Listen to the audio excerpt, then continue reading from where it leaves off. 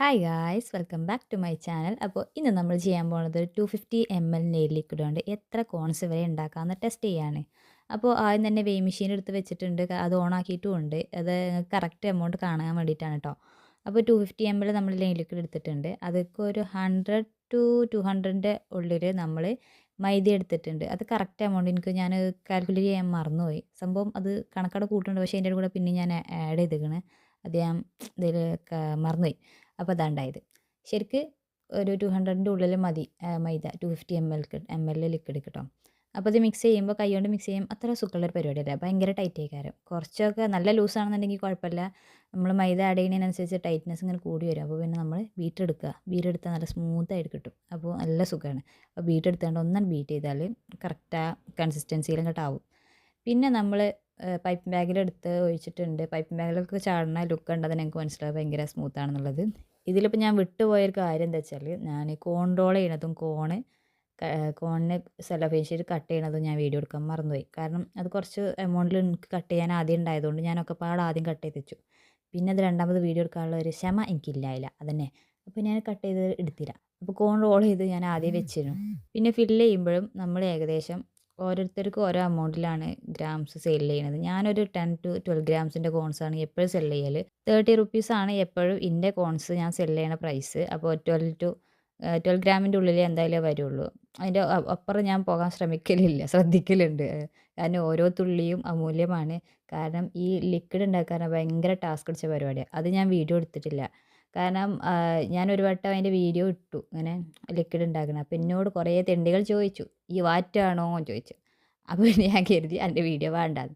വാറ്റിനേക്കാട്ടും കഷ്ടപ്പാടാണ് ഇതിന്. ഒരു തുള്ളി കിട്ടാൻ വേണ്ടിയിട്ട് കത്തം തീർക്കണം ഇവിടെ. അത്രയും കഷ്ടപ്പാടാണ്. അപ്പോൾ ഞാൻ ഓരോ തുള്ളി ഞാൻ നോക്കിയും കണ്ടും മാത്രമേ ഉപയോഗിക്കുകയുള്ളൂ, കളയുള്ളൂ. പിന്നെ നമ്മളെ കോൺസ് പറഞ്ഞാൽ അത്യാവശ്യം നല്ല സെല്ലിങ്ങുള്ള കോൺസാണ്. കാരണം സ്റ്റെയിൻ അതിഗംഭീരമായി വരുന്നതുകൊണ്ട് തന്നെ എല്ലാവരും രണ്ടാമതും മൂന്നാമതും ഒക്കെ വെയിറ്റ് ചെയ്ത് വാങ്ങിക്കലുണ്ട്. പിന്നെ റീസെല്ലിങ്ങിനും ഇപ്പോൾ അത്യാവശ്യം ആൾക്കാർ നമ്മുടെ അടുത്തേക്ക് വരുന്നുണ്ട്. അപ്പോൾ അങ്ങനെയും നമ്മൾ കൊടുക്കും. ഇതിപ്പോൾ റീസെല്ലിങ്ങിന് കൊടുക്കാനുള്ളതാണ്. ചില ടൈമിൽ ഈ നെയിൽ ലിക്വിഡ് ഉണ്ടാക്കുമ്പോൾ നമുക്ക് തോന്നും ഇത് നിർത്തിപ്പോയി പണ്ടാരടങ്ങിയാലോ എന്നൊക്കെ. പക്ഷേ കയ്യിൽ പൈസ വരുന്ന ആലോചിക്കുമ്പോൾ നമുക്ക് ആ തോട്ടോട് പോകും, അങ്ങോട്ട് ഉണ്ടാക്കും, അങ്ങോട്ട് തുടങ്ങും, അത്ര തന്നെ.